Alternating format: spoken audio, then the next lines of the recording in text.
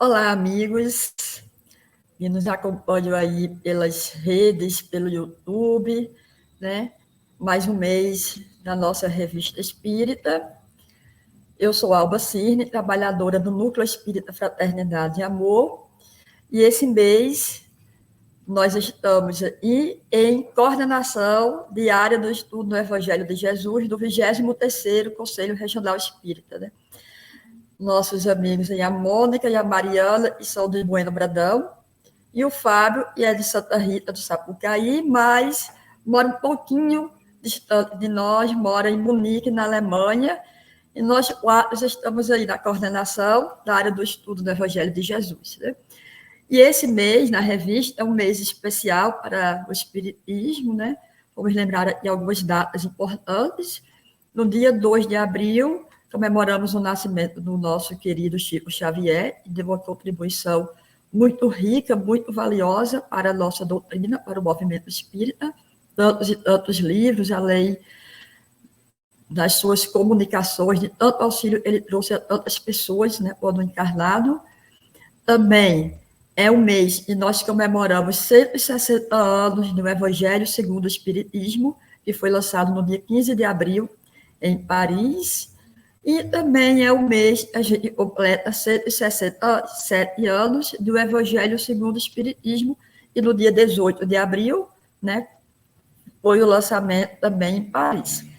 E é comemorando todos esses feitos aí, esses lançamentos, esse nascimento, que a gente vai iniciar a Revista Espírita de abril do ano de 1861. Então, antes da gente iniciar, eu vou pedir para a Mariana fazer a prece para a gente.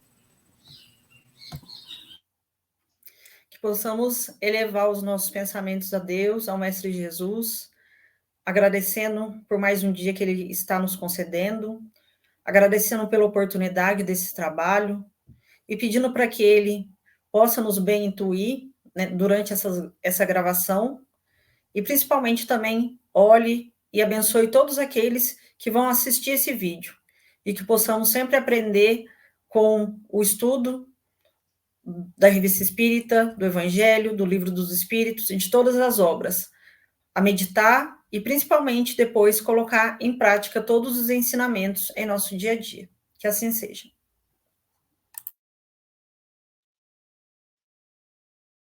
Que assim seja. Que assim seja.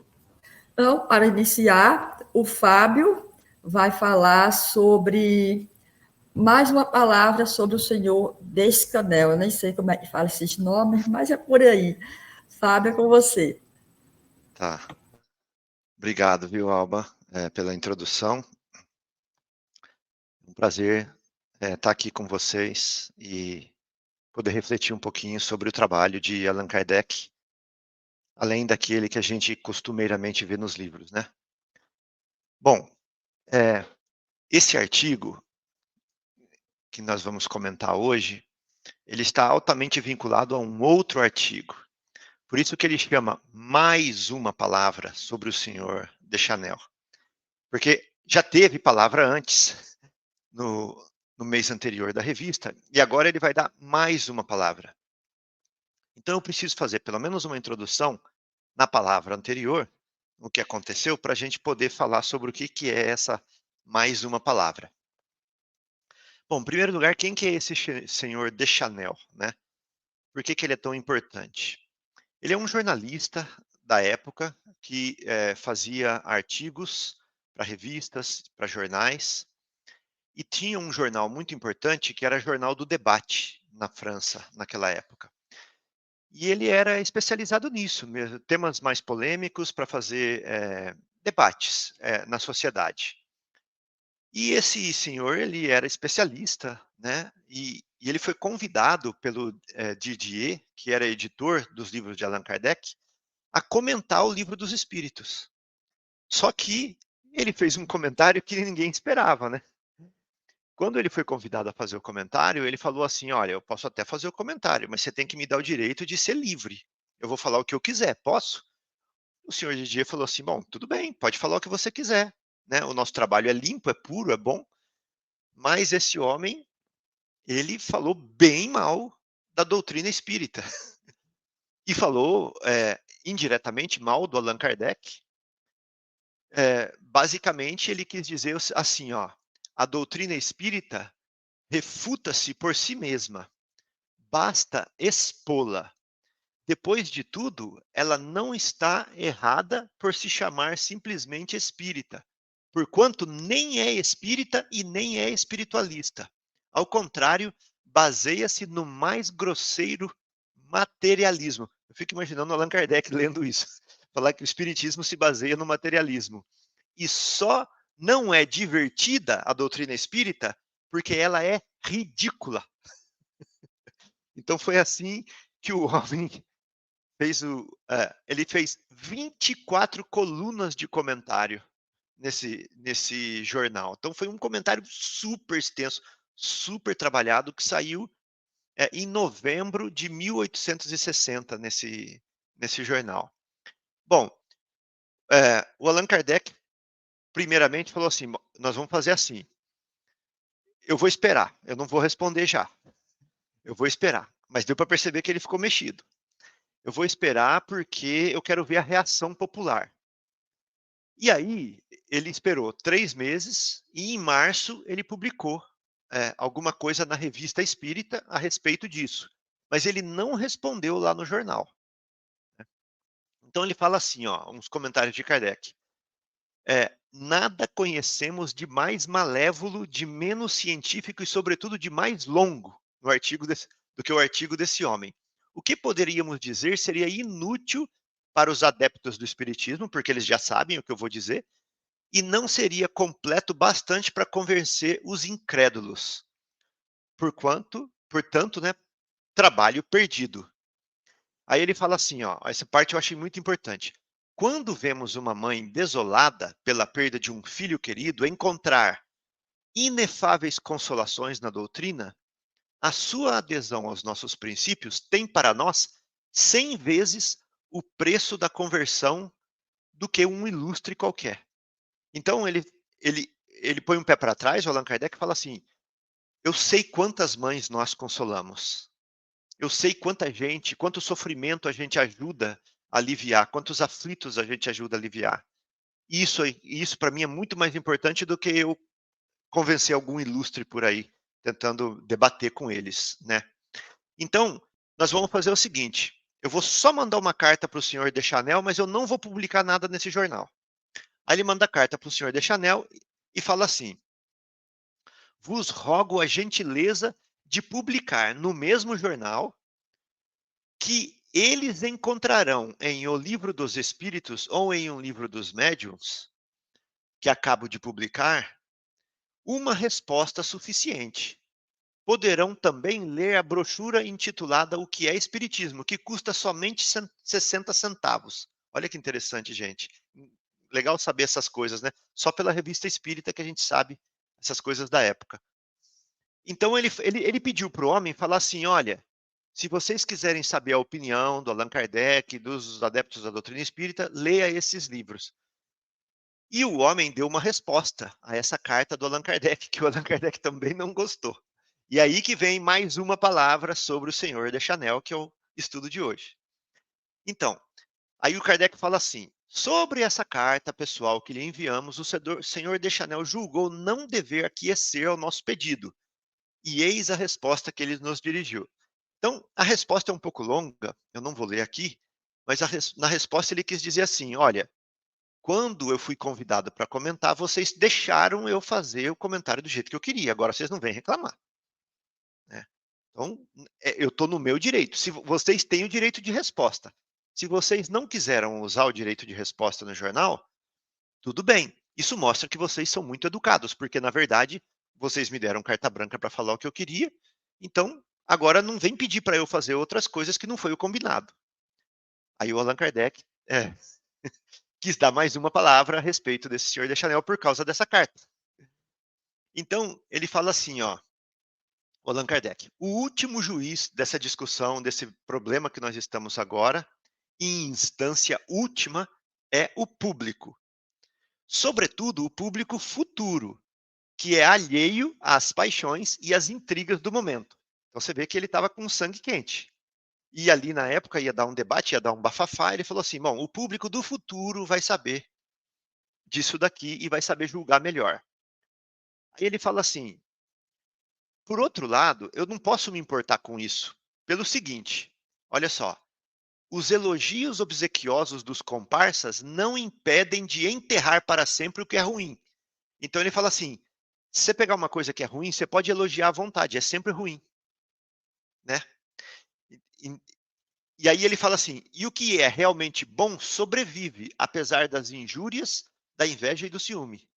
Então ele fala assim, ó, o que é ruim pode elogiar à vontade que continua ruim e vai morrer, e o que é bom, apesar das injúrias, das mentiras, da inveja, do ciúme, vai sobreviver. Então, o espiritismo vai sobreviver. O artigo do senhor Deschanel vai morrer. É isso que ele quis dizer. Aí ele fala assim, desta verdade, 2 fábulas darão testemunho. Tanto a coisa sobeja em provas. Pronto. Gente, eu fiquei um bom tempo para tentar entender o que ele quis dizer com isso. Ele quis dizer o seguinte, que quando uma coisa é verdade, até as fábulas dão testemunho dela. Dá para entender? Ou seja, a gente fala assim que para ser verdade a gente tem que ter o testemunho dos fatos, né?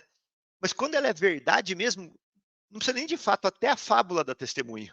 Então ele quis dizer o seguinte, que o espiritismo vai se provar por si mesmo, independente dos comentários mal intencionados nos jornais. E aí, nesse mesmo artigo, ele pega e ele cita, não 2 fábulas, ele faz até uma brincadeira, mas 2 fatos que provam esse pensamento dele. Que as pessoas denegriram o espiritismo, e depois a pessoa desapareceu, se perdeu no esquecimento, e o espiritismo cresceu em popularidade, né? E a outra pessoa que ressaltou o espiritismo, que até hoje ela continua sendo conhecida como uma personagem importante na França, lá. Bom, agora a última coisa para acabar, ele fala assim, ele é livre para achar nossa doutrina má, o senhor Deschanel.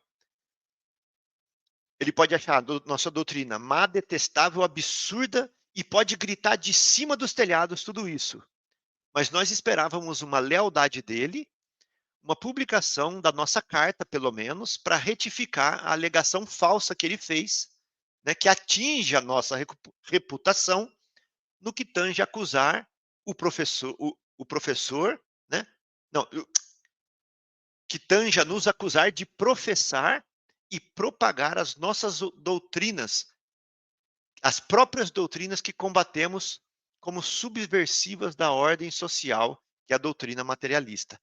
Então ele está falando assim, pelo menos ele podia, né, colocar a minha carta para ele, ou colocar que eles podem se consultar no Livro dos Espíritos, para não ficar essa mensagem de que o espiritismo é contra o próprio espiritismo e que é a favor do materialismo, que é uma coisa que denigre o espiritismo e denigre a reputação de quem publica sobre ele. Bom, então essa era mais uma palavra sobre o senhor Deschanel, e muito interessante para a gente entender as intrigas da época, né, do começo do espiritismo. Então é isso, pessoal. Ô, Fábio, e aí o Kardec falou para o pessoal futuro e não vai estar vivenciando essas intrigas, né? E a gente vê que o espiritismo não é materialista, realmente, né? A gente sabe disso. E há 167 anos estamos aí cada vez mais forte, cada vez entendendo mais, né? E ele só cresce, né?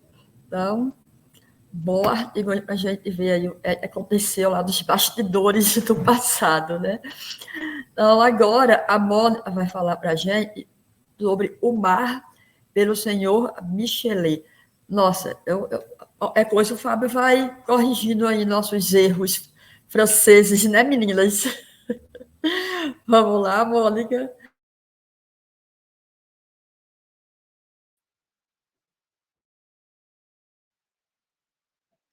Vamos lá. Bom, nesse segundo artigo, não é? Agradeço a oportunidade de estar aqui. Falar da doutrina é sempre muito bom, né? Lembrando que o primeiro ouvido é sempre o nosso. E como disse o Fábio, a gente realmente acaba não tendo tanta intimidade com a revista espírita. Então, é uma oportunidade muito boa.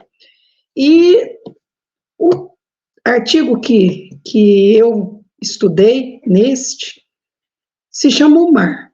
E a história dele é o seguinte, seguindo a mesma linha do que o Fábio falou,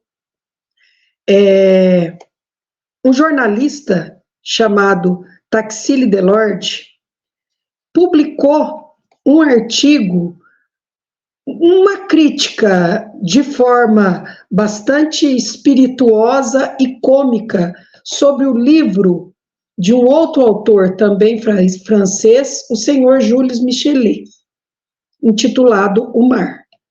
E neste artigo do Taxile Delorde, que ele usou a linha cômica, ele quis explicar para as pessoas que o senhor Michelet escreveu o livro intitulado O Mar, mas não sob o aspecto, vamos dizer assim, habitual, sem usar a história dos deuses dos mares, da mitologia.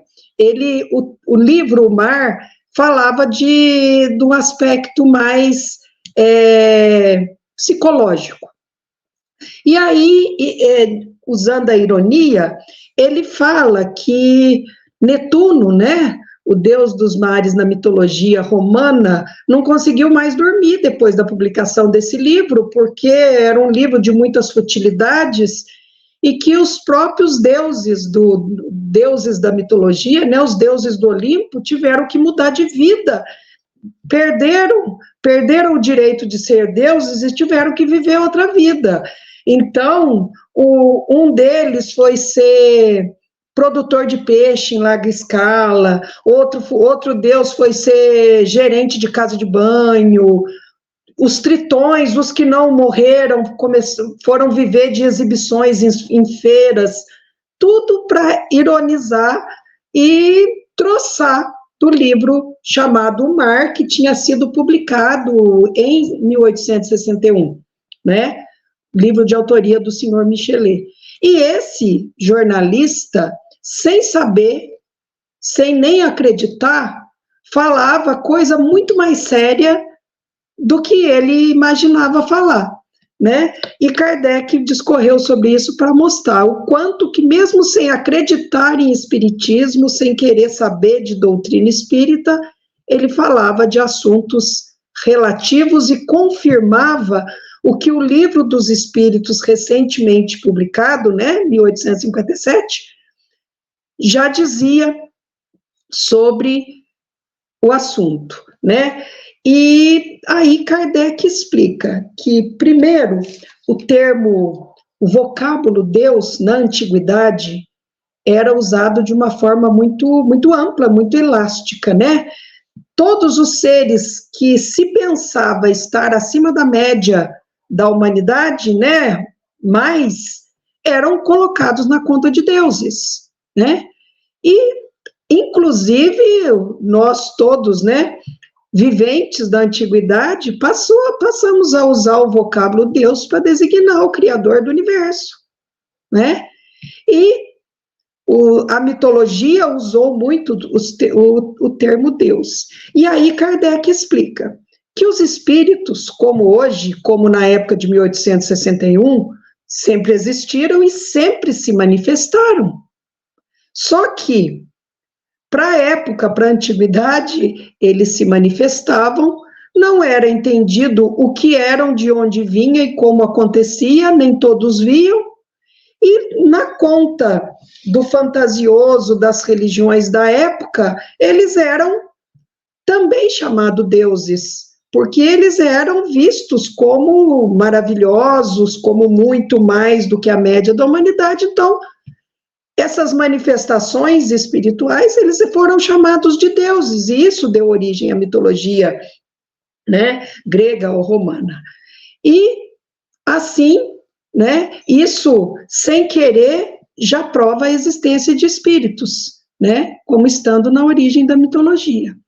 E depois, ao fazer essa gozação, né, dizendo que depois daquele livro que não usou os deuses para falar do mar, e eles tiveram que viver outra vida, deixar a vida de deuses para viver outra vida, sem querer, ele estava falando da evolução natural, das reencarnações.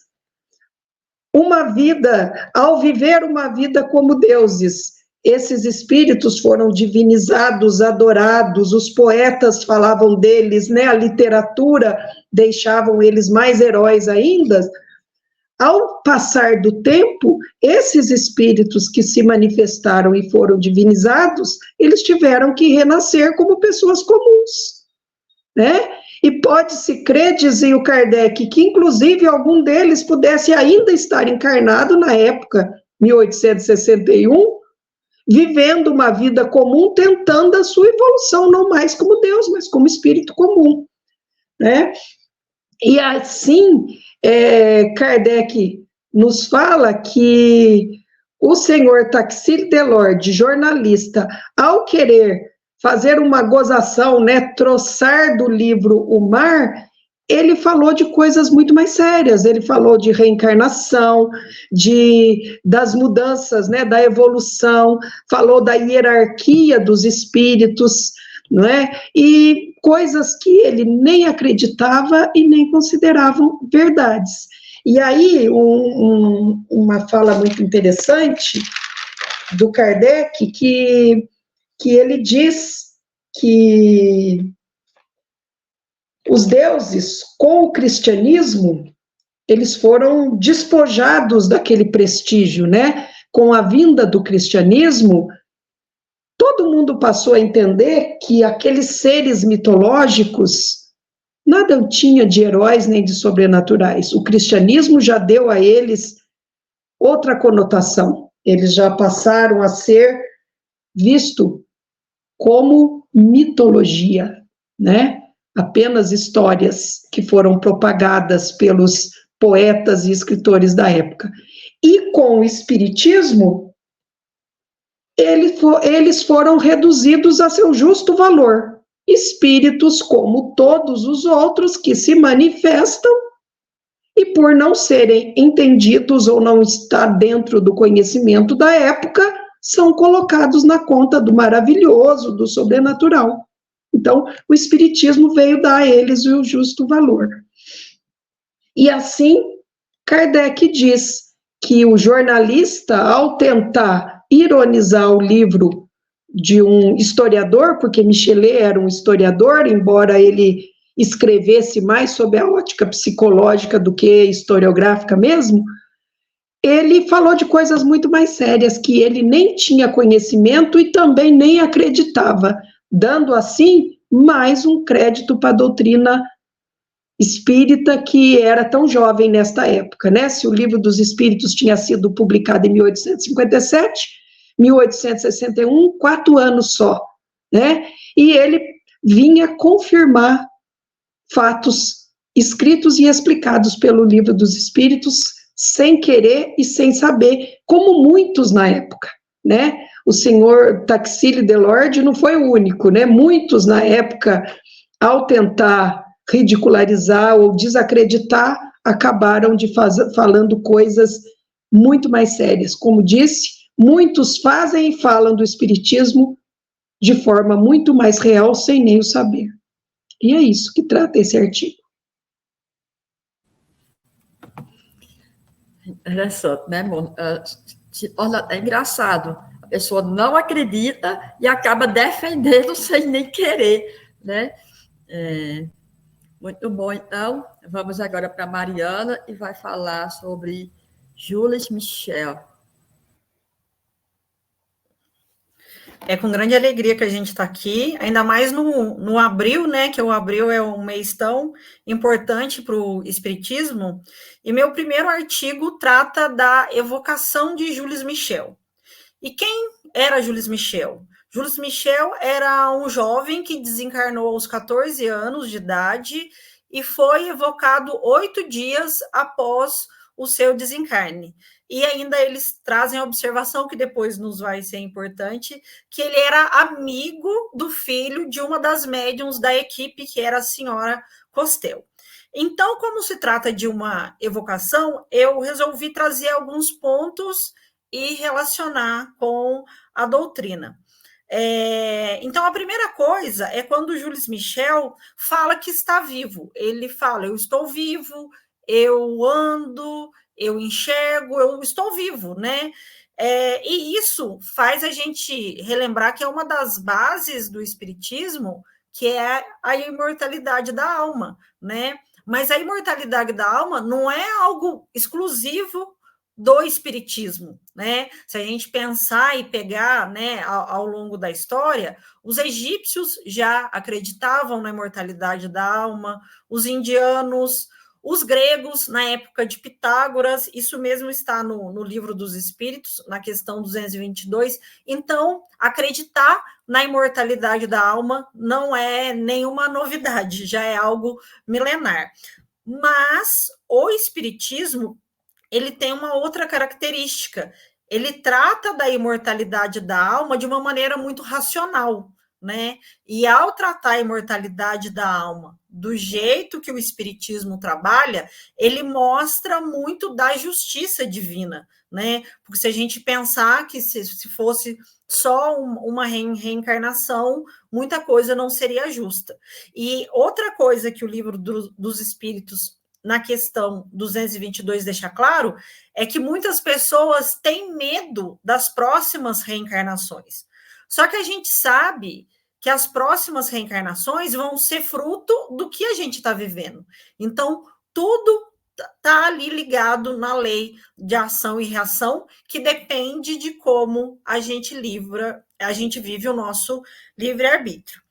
O segundo ponto é quando Jules Michel fala que incomoda a ele se sente mal porque a mãe vive chorando e sofrendo porque ele desencarnou. E ele fala, eu quero que alguém vá lá e diga a ela que eu estou vivo, porque eu estou vivo, né?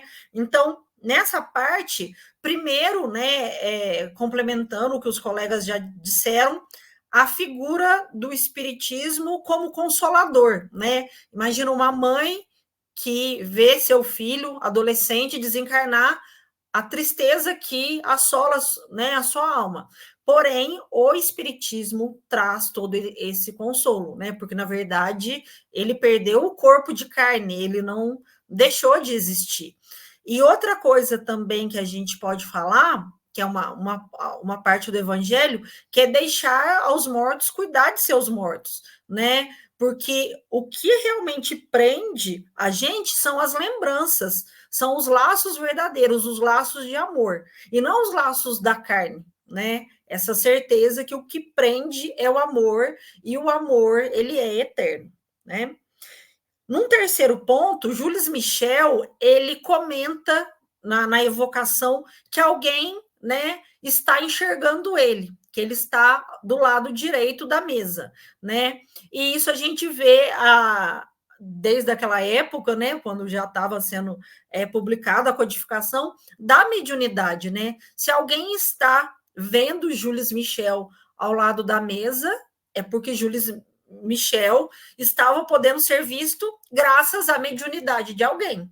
Nesse caso, ou eles não deixam claro se é dividência ou clarividência, mas tem que ser uma das duas para alguém conseguir ver o espírito. E a gente sabe que a mediunidade, como está no Evangelho, a gente tem o Livro dos Médiuns que explica super bem, é algo que qualquer ser humano pode ser dotado, não é algo de sobrenatural, de supernatural, não, é algo que qualquer um pode ter, né? E além da vidência, da clarividência, a gente sabe que tem a psicofonia, a psicografia, a audiência, a mediunidade de cura, entre outros. E para terminar, Jules Michel deixa muito claro no texto que uma das maiores saudades dele era Charles, e Charles era o filho da senhora Costel, que era médium, né? Porque os dois eram muito amigos, né? Ele falava, eu sinto muita saudade de Charles, mas eu quero acompanhá-lo, e Charles estava para começar a trabalhar, e Jules Michel estava empolgado de ver o amigo começar a trabalhar. E isso mostra para a gente, como está no Evangelho, sobre os laços de parentesco espiritual e corporal, que, na verdade, eles eram amigos, mas de uma ligação muito forte, né? E os verdadeiros laços entre os espíritos não são os da consanguinidade, e sim os laços que realmente eles trazem, né, pela afinidade espiritual. Era isso.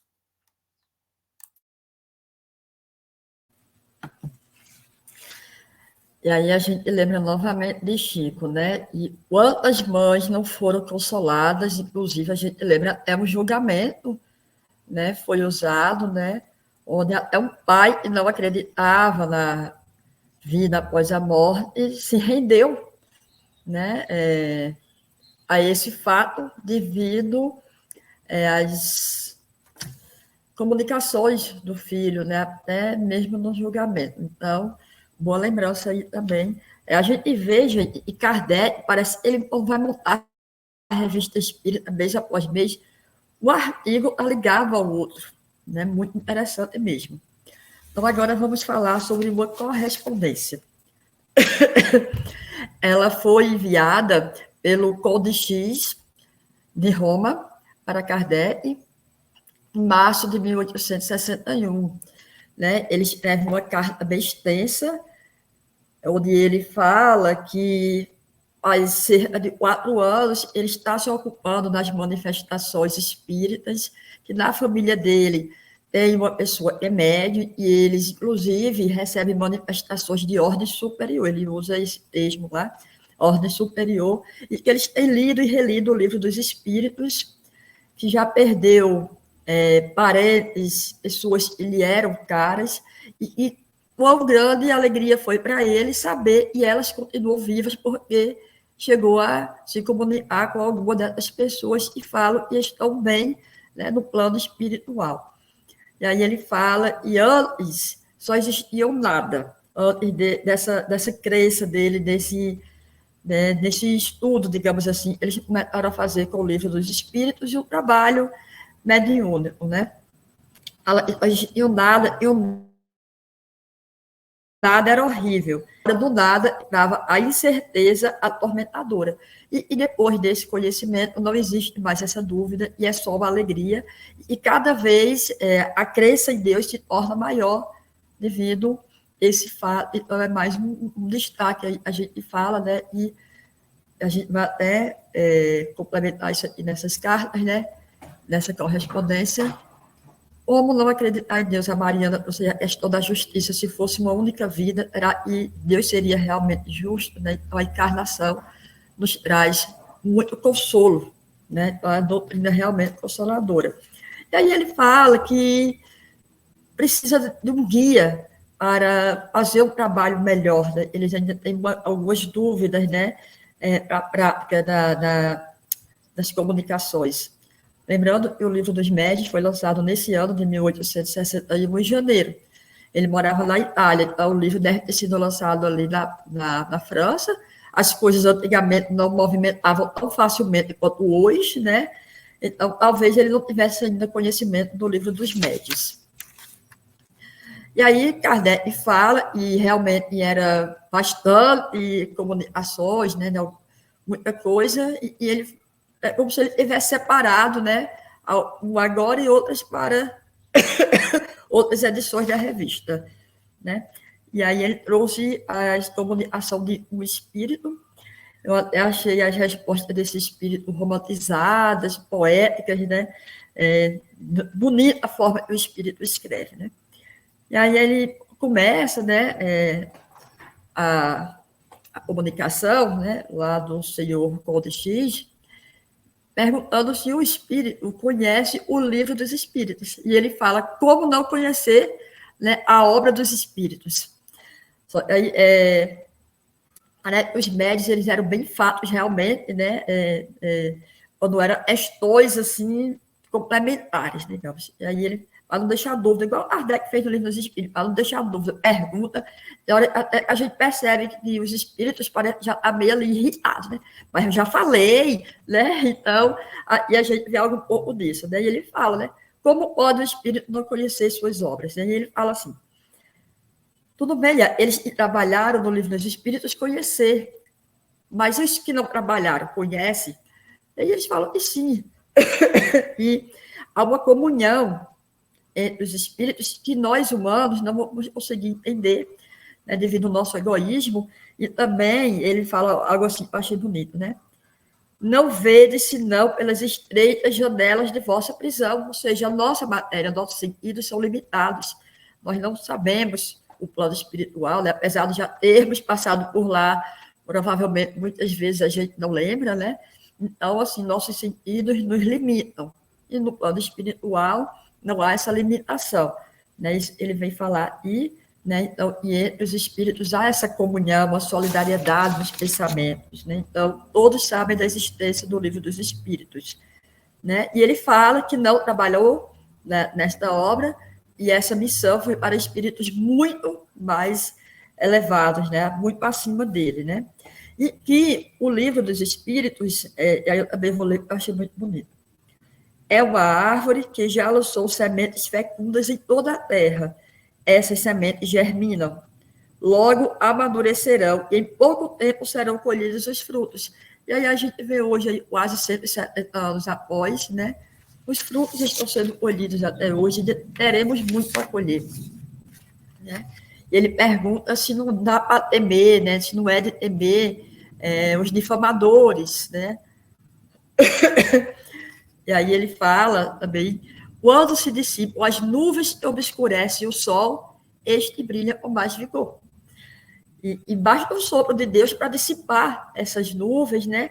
E o espiritismo se tornará uma crença universal e ele será aceito por todos e florescerá, né? É bem interessante. Ele fala também sobre o espiritismo. A gente vê na Revista Espírita várias comunicações falando sobre e a doutrina espírita ainda vai trazer para a humanidade, como ela ainda vai ser aceita por todos algum dia, né? Aí ele fala assim, e pergunta, há homens que parecerão muito difíceis de se convencer. E aí ele diz, e realmente, nessa vida jamais aceitarão. Só que Deus é o triunfo do bem sobre o mal, a verdade sobre o erro, né? E é preciso que venha o seu reino. E daí, o desencarne, o aprendizado no plano espiritual, a gente sabe que uma hora, aos poucos, todos irão aceitando essa doutrina. A gente não aceita hoje, uma hora vai ser disperso, como a gente viu aí, né? Mesmo ele não acreditava, até iria falar amor, falando da doutrina, né? da reencarnação, por exemplo, né? Ele pergunta qual é a utilidade do espiritismo para o triunfo do bem sobre o mal, já ele citou isso, né? Se não bastaria a lei de Cristo. E ele responde que a lei de Deus realmente já bastaria, né? Só que, se todos seguissem, não precisaria disso. E aí é como se, ele fala, e uma resposta longa, é como se o espiritismo viesse para enfatizar a lei de Deus, né? Para mostrar que a lei está aí. Vamos vivenciar essa lei, vamos procurar estar de acordo com ela, né? O bem, né? A verdade. E ele pergunta novamente, né? Se o espiritismo seria uma nova lei.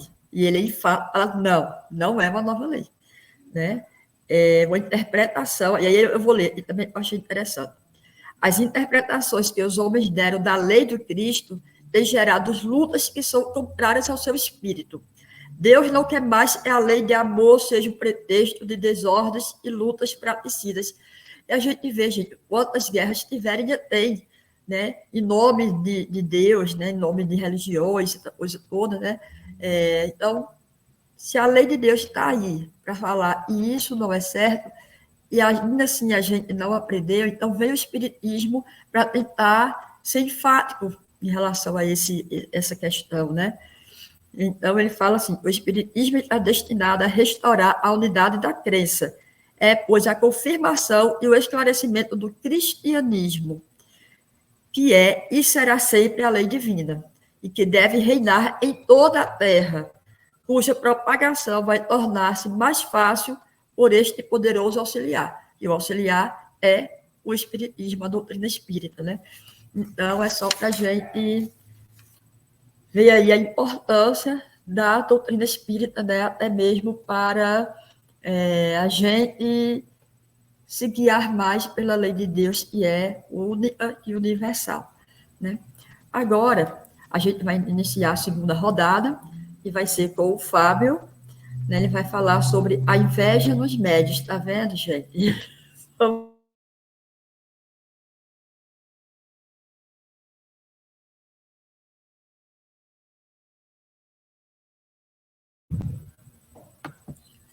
Fábio, você está sem volume. Fábio.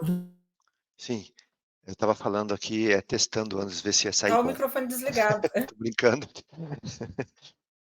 Bom, então, nesse artigo, ele traz uma comunicação espiritual para a gente. E ela foi enviada pelo senhor KY, vários pontinhos, ele não quer falar quem que enviou essa comunicação, que é um correspondente da Sociedade Espírita de Karlsruhe. Isso é aqui na Alemanha, essa cidade. E eles estavam na França, né, em Paris. Deve dar aí umas 8 horinhas de carro, ou 10 horinhas de carro, de distância de uma cidade para outra. E ela foi assinada pelo espírito Luo.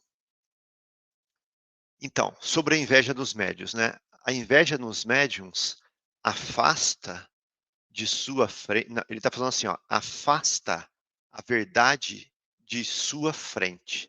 A inveja afasta a verdade de sua frente, para substituí-la por argumentos e convicções pessoais, que julga infalíveis e irrevogáveis porque lhe pertencem. Então, a despeito da verdade, eu trago a minha opinião pessoal, que é infalível simplesmente porque me pertence. Porque veio de mim. Como ela pode ser falível se ela veio de mim? Então, isso é uma pintura que ele faz da inveja nos médiuns. Aí ele fala assim, o espírito, ó, não atribuais nenhum mérito a vós mesmos, assim como não se o atribui à obra e aos utensílios, mas ao operário. Então, se eu pego um caderno e desenho coisas lindas nesse caderno, não é o caderno que deve ser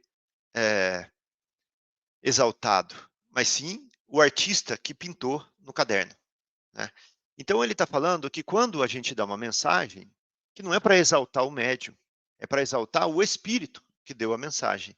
Que o médium foi só um instrumento, foi um utensílio.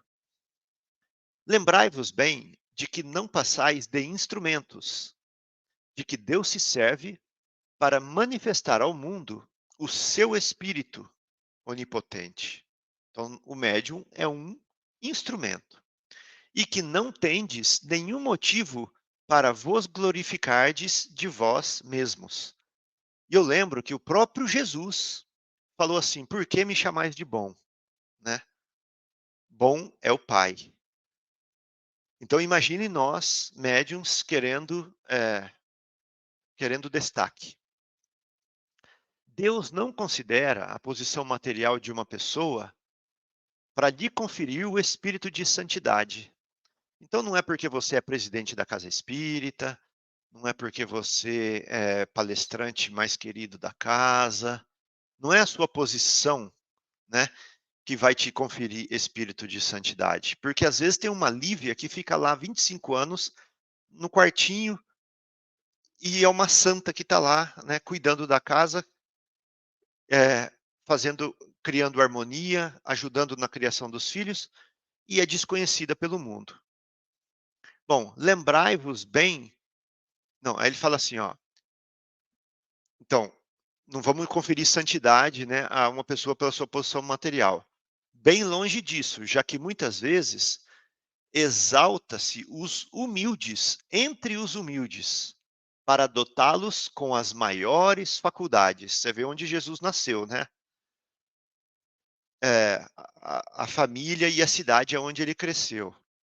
A fim de que o mundo veja bem que não é o homem, mas o Espírito de Deus, pelo homem, que faz milagres. E eu lembro que teve um miudinho que a gente falou sobre isso, né? Se a bondade nasce de mim ou se eu sou um canal limpo que deixa a bondade de Deus fluir sobre mim. E esse Espírito está falando assim aqui, que o Espírito de Deus, pelo homem, faz milagres, né? Bom, no médium, a inveja é tão temível quanto o orgulho. Então ele classifica a inveja na mesma classe do orgulho. Por quê? Porque quando eu tenho inveja, na verdade eu estou achando injusto que aquilo bem seja para o outro, ele tinha que ser para mim, né? Porque eu sou melhor do que ele. Então isso é orgulho também. A inveja é uma filha do orgulho. E a inveja, tanto o orgulho, provam a necessidade da humildade. Isto se aplica a todos os casos da vida terrena. Mas eu queria falar principalmente da inveja entre os médiuns. Então, esse artigo aqui é sobre a inveja dos médiuns. Então, aí depois que eles leram essa comunicação lá na Sociedade Espírita Parisiense, começou um bafafá ali. Eles começaram a discutir a mensagem desse espírito. E eles começaram a comparar um médium com um sonâmbulo, né? E aí ele começou a falar assim, não, mas os sonâmbulos são mais invejosos do que os médiuns. Aí os outros falavam, não, os médiuns são mais invejosos que os sonâmbulos. Eles começaram a discutir. Aí o Allan Kardec pegou e falou assim, peraí, gente, vamos pôr ordem aqui nessa discussão. O sonâmbulo vê por si mesmo as coisas. É o próprio perispírito dele que se desfoca do corpo, né? E ele vê as coisas e ele traz a informação ali para as pessoas que estão assistindo. É o seu próprio espírito que se desprende e age, não necessita de ninguém. O médium, ao contrário, não passa de intermediário e recebe tudo de espíritos estranhos. Aí ele fala assim, ó, se eles estão mostrando inveja, tanto o sonâmbulo quanto o médium, a gente pode chegar na conclusão seguinte, que a causa não é a mesma para os dois. Às vezes, o médium está mostrando numa comunicação inveja, mas ela pode estar sendo proveniente do espírito também. Então ele falou, fique esperto. Já do sonâmbulo, não. De alguma forma, é ele mesmo que está passando aquela informação ali para os assistentes. Então, num caso ou no outro, nós temos que estar atentos e nos policiar sempre para não deixar que a inveja seja um ingrediente ativo enquanto estamos trabalhando como instrumentos. Era isso, pessoal. Pois é, como você finalizou aí, os médios são apenas instrumentos, né? Necessários, né? Mas tem que saber ali, cada um de nós tem que saber o nosso papel, qual é o nosso limite do nosso trabalho, né? Então, agora, a Mônica vai para falar de Alfred Leroy, suicida.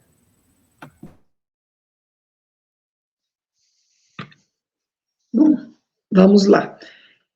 Gente, esse artigo é muito interessante, né? Como tudo na Revista Espírita, que coisa que a gente não se ocupa tanto dela, porque é muito boa, né?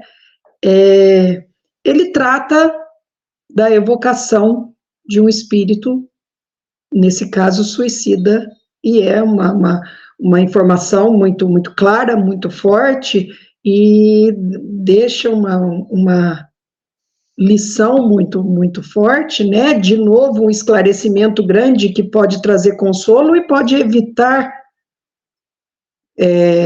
tantas atitudes intempestivas da humanidade, né? Mas, vamos ao artigo. O jornal francês, não sei francês, tá, gente?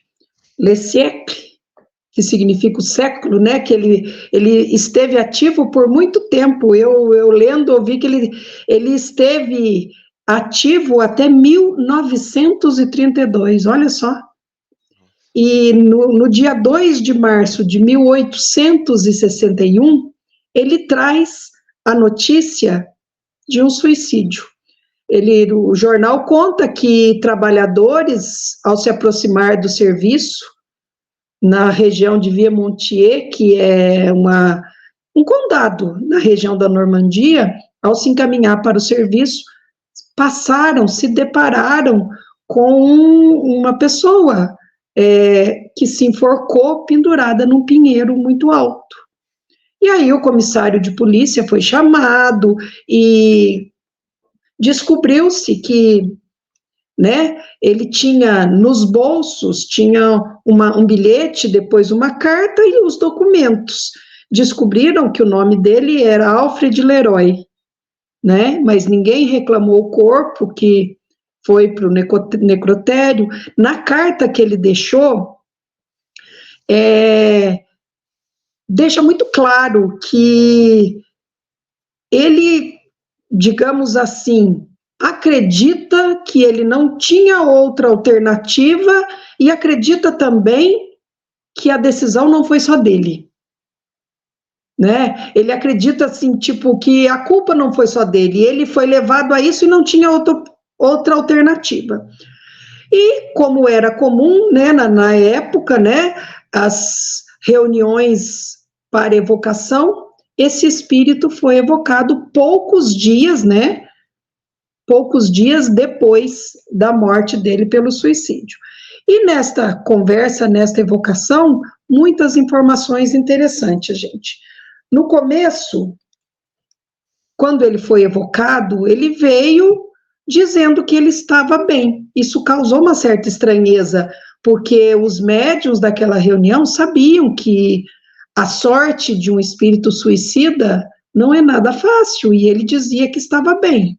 Aí, nas perguntas seguintes, ele já foi sendo perguntado e já foi sendo visto que esse estava bem dele, não eram tão bem assim, né? O que acontecia é que, em função do espírito estar ainda muito vinculado ao corpo, porque fazia poucos dias, ele se sentia bem, por quê? Porque pelo menos aquela dor do corpo físico, aquele desespero, ele não sentia mais, porque ele não sabia, ele sabia que ele não estava no corpo físico. Então ele julgava que aquilo já era um alívio para ele, né? Mas ainda estava vinculado, muito vinculado ao corpo físico, embora soubesse que tinha desencarnado. Aos poucos, ele vai revelando na conversa, nas perguntas, o verdadeiro estado dele, a real situação dele. Ele acredita, gente, pelas perguntas foi possível ver, que ele acreditou que o suicídio era uma prova que estava no caminho dele e que ele tinha que vencer, mas ele sucumbiu. Tá, tudo bem, isso é um fato, é de verdade, o suicídio provavelmente era uma prova que ele tinha que vencer, mas ao sucumbir, ele acredita que isso é uma atenuante, porque se estava no destino dele, ele apenas cumpriu o destino dele. Então ele não tinha noção que o destino dele era vencer a prova e ele não venceu, né? Na conversa ele vai tomando consciência da real, do que ele precisava de fato, que o mal não está fatalmente no nosso destino, né? A dor não está fatalmente, ela é uma prova que a gente deve lutar para vencer. E na conversa, ele admite também que foi o orgulho e a fraqueza que o levaram a essa decisão extrema. Então, veja que no começo ele não tinha noção da real situação dele, de sofredor, de espírito suicida, né, da real sorte dos suicidas, porque ainda estava muito vinculado ao corpo, era muito recente, mas na conversa ele vai despertando, e eu achei interessante porque reforça a importância das reuniões mediúnicas, no sentido de trazer esclarecimento da situação dos espíritos, o que os ajuda a entender a sua condição e procurar o amparo, procurar o socorro. Porque muitos espíritos desencarnados custam a ter noção real da sua condição. Então, mostra a importância da reunião espírita, né, da reunião mediúnica, digamos assim. É interessante que, numa das perguntas, perguntam a ele que se ele acha que foi obrigado a isso, que ele não teve opção, que outros trouxeram um sofrimento tão grande que o levou a isso, o que ele sentia em relação a essas pessoas que causaram essa dor. E ele, num momento de lucidez muito grande, pede para que eles não o tentem. Por quê? Ele estava lutando para não deixar o ódio pelos que fizeram mal para ele viesse à tona. Ele estava lutando por não sentir ódio das pessoas que o fizeram sofrer tanto e o acabaram levando ao suicídio, né, segundo o que ele acreditava. Ele não tinha só consciência que foi o livre-arbítrio dele que levou a essa decisão. Ele achava que a dor causada pelos outros e a falta de opção e o destino dele levou a essa decisão, né? Mas ele estava tentando não sentir ódio pelas pessoas que tinham causado dor a ele, que é uma lucidez grande, né? Ele confirma que ele conhecia Deus, que ele acreditava em Deus, que ele acreditava num futuro, por isso ele acha que foi a melhor escolha, porque ele fala que por um momento o desespero fez ele pensar numa existência do nada após a morte, mas que foi só por um momento, porque se ele acreditasse realmente no nada após a morte, ele teria se vingado das pessoas que causou dor, e não se matado. Mas, como ele sabia que existia um futuro, ele optou por se matar porque ele cometeria um crime se vingando. Olha que a confusão mental que o desespero das pessoas às vezes leva, que o orgulho, a fraqueza da gente leva, né? Ele acreditou ser a melhor escolha justamente por saber que existia vida futura. Ele dizendo que ele, se ele acreditasse no nada após a morte, era muito mais simples, ele se vingava, matava quem trouxe dor para ele, né? E aí estava tudo muito mais simples, né? Mostrava a confusão que ele ainda se encontrava também, né, gente? Poucos dias depois, né? A gente sabe o tamanho do tempo que às vezes leva para a lucidez chegar no pós-morte, né? Principalmente nos casos de suicídio. Ele disse que, embora acreditasse em Deus, embora soubesse da existência de Deus, embora ele soubesse que às vezes as provas são curtas e basta força, o desespero bateu, e esse desespero não deixou que a lucidez falasse mais alto. Ele confessa, né, que esse desespero, que ele permitiu que o desespero tomasse conta. Depois é feita uma prece para ele, que ele agradece, só que, como ele foi evocado pouco tempo depois, e ele ainda está em estado de confusão, embora tivesse alguns momentos, algumas respostas mais lúcidas, e o conhecimento da situação fosse vindo no decorrer da conversa, ele não tinha condições de falar com tanta clareza ainda. Então, depois dessa oração, depois do que ele agradece, como ele responde de uma forma mais confusa, São Luís vem elucidar os participantes da reunião sobre o caso dele, como é muito comum. Os espíritos falavam até quando podia, tinham condições, e os outros espíritos de luz, né, do tempo da codificação da equipe de Kardec, vinham depois responder outras perguntas e esclarecer.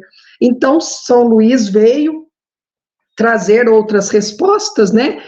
E São Luís explicou aquela questão, por que no começo ele falou que se sentia bem, que estava quase feliz, explicou que é justamente por ele ainda estar muito vinculado ao corpo, mas saber que está desencarnado, aquela dor que era da vida material ele não sentia, então ele se sentia melhor, mas que com o tempo, né, com o tempo, ele iria se desvinculando do corpo, né, e aí sim ele ia se elevando e ia perceber a dor moral e a dor realmente causada pelo fato dele sucumbir numa prova tão extrema e encerrar tragicamente a vida pelas portas do suicídio, né? Aí São Luís vem explicar isso, né? Que era uma impressão momentânea dele, mas que o tempo faria com que ele se visse como espírito imortal, e aí ele ia ter a dimensão da dor do espírito após o suicídio, né? Aí os médiuns traz para a reunião um outro caso que tinha sido publicado, de um suicídio também, que tinha sido publicado numa revista espírita de 1858. Aí é um caso de uma outra pessoa que não acreditava em Deus, que não tinha conhecimento de vida futura, que sabia do nada e que também se matou na rua Samaritana, numa casa de banhos. E aí eles perguntam, qual dos dois é mais culpado? Aquele lá da rua Samaritana, da revista espírita de junho de 58, que era muito duro, viveu o abandono, mas não tinha conhecimento, não sabia do que vinha depois, nem Deus direito ele acreditava, e teve uma vida de dor e abandono, né, no vício. Qual era mais culpado? Qual enfrentaria uma dor maior no momento, né? Aí São Luís deixa claro que este senhor Leroy, com certeza, teria um suplício maior, porque ele sabia da vida futura, ele tinha um pouco mais de entendimento e conhecimento, por isso tinha mais ferramentas para resistir ao arrastamento, né? E com isso, né, essa minha história do artigo da Revista Espírita, de novo, a gente pode encerrar dizendo o quanto reforça, o quanto isso é um fato que reforça e confirma o Livro dos Espíritos, né, gente? Lá no livro quarto, no item que fala das esperanças e consolações, no capítulo 1º que fala das penas e gozos terrenos, né?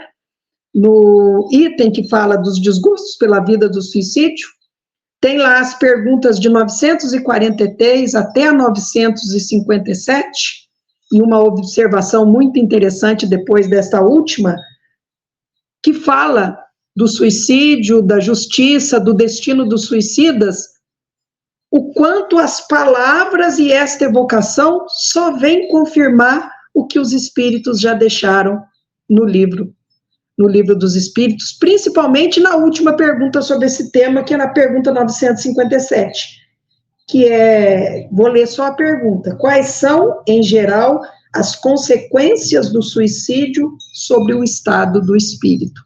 Ao ler essa pergunta, gente, essa pergunta deixa muito claro toda essa comunicação, a explicação de São Luís, porque é tudo que os espíritos explicaram sobre a condição do suicida no pós-desencarne, né?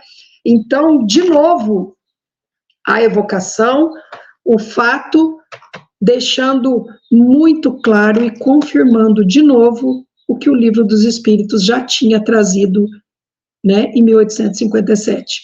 De novo, os fatos confirmando, né? O futuro confirmando as publicações da codificação espírita, né? E é isso. Isso mesmo.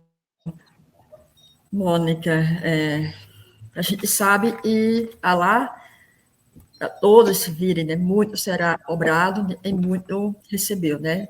Ensinamento, inclusive, alguns acham que é só questão de dinheiro, mas não é. Gente, estamos aí chegando ao final. E aí temos 2 artigos pequenos, né? A Mariana vai falar um e aí depois a gente finaliza.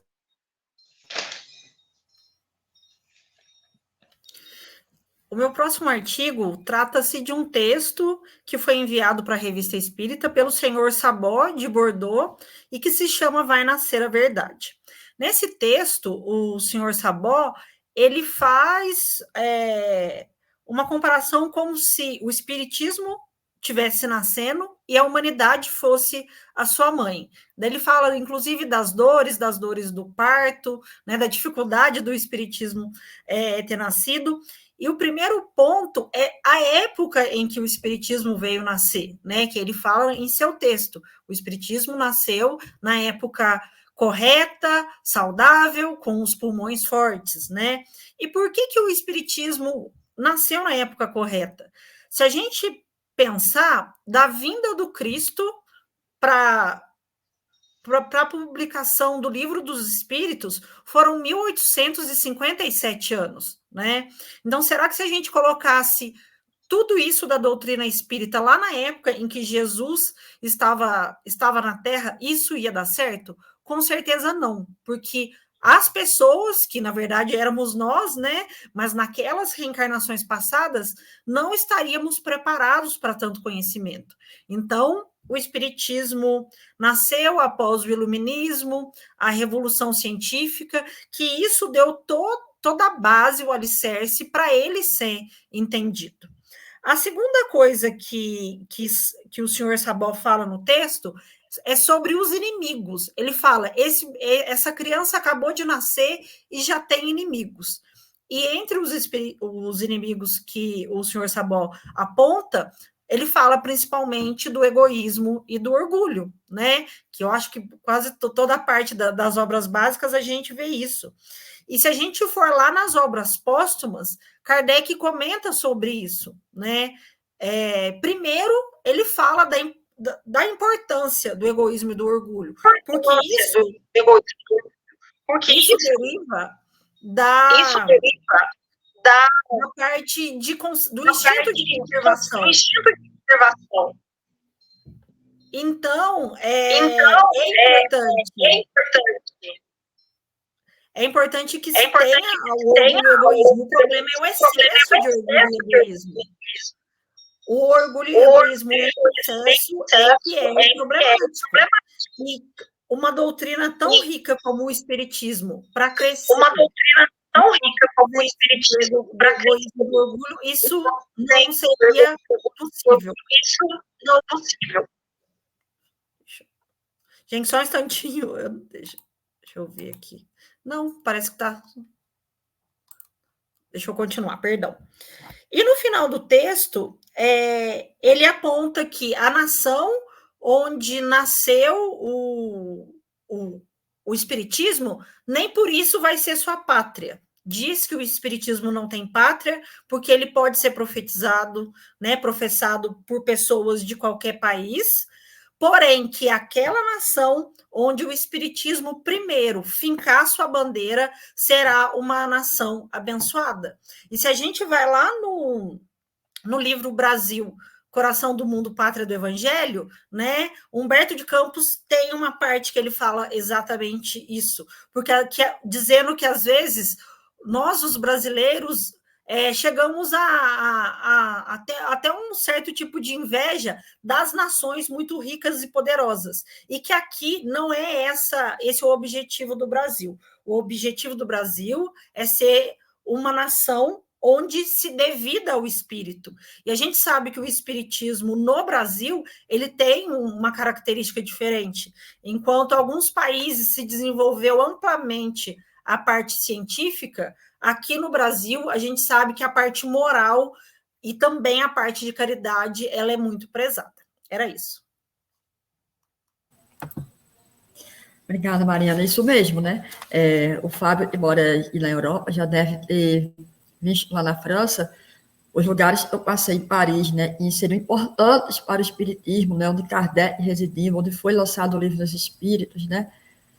Não tem nenhuma alusão, nenhuma plaquinha, nada, né? Então, e a gente vê no Brasil e tem um destaque grande, né? Acho que em Paris o maior destaque, talvez o único do espiritismo, seja o cemitério, lá, eu até esqueci o nome, onde Kardec foi enterrado, sei lá, e dizem que o túmulo dele lá é visitado mais por brasileiros. Então, acho que realmente a nossa maior riqueza seria a parte, né,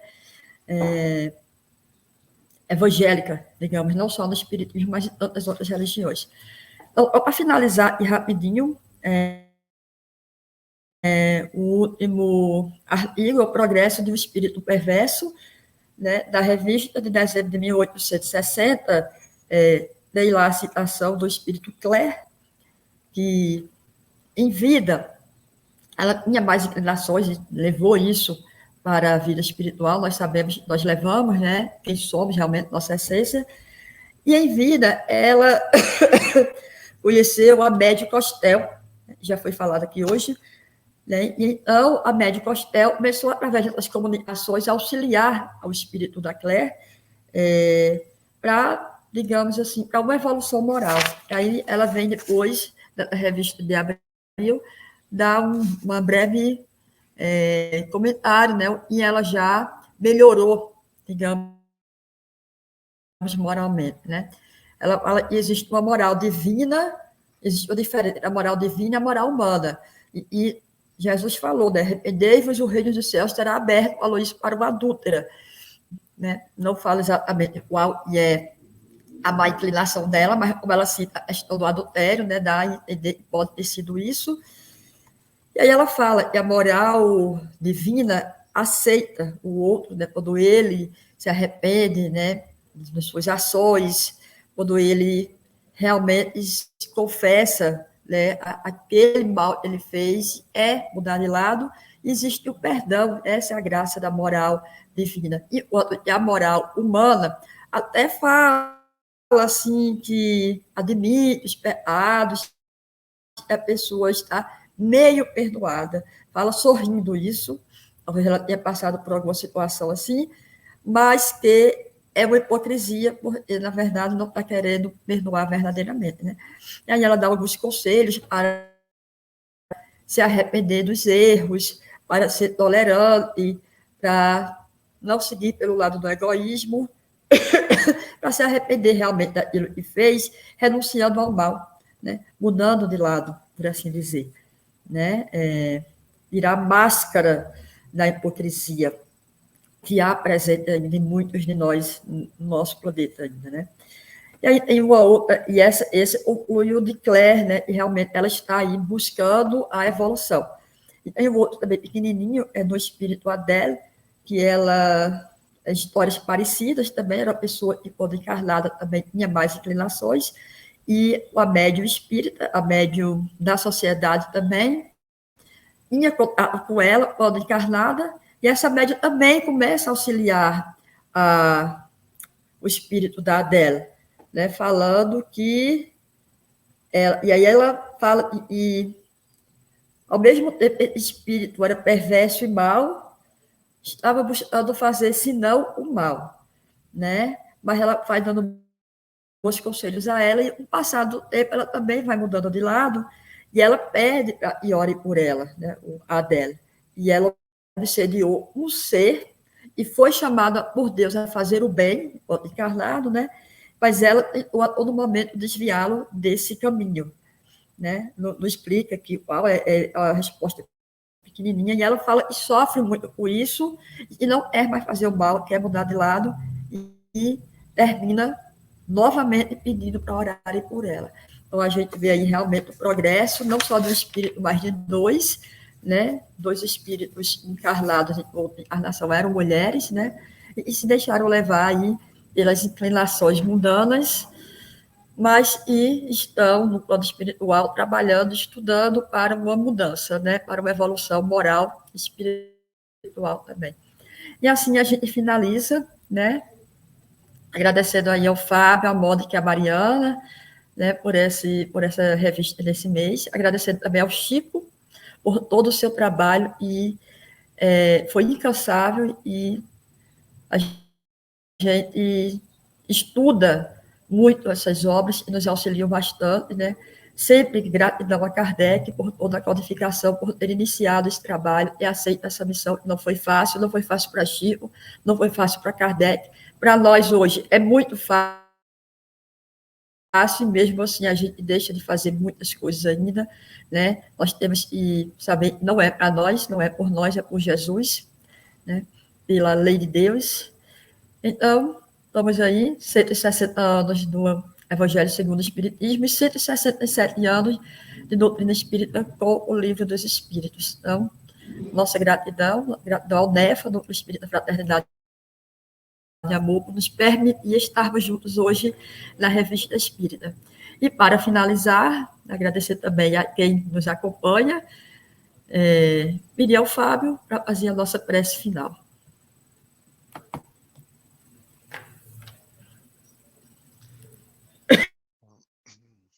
Nós estamos muito agradecidos aos bons espíritos que nos conectam uns aos outros, que nos dão oportunidade, que fomentam a nossa amizade e o trabalho em conjunto.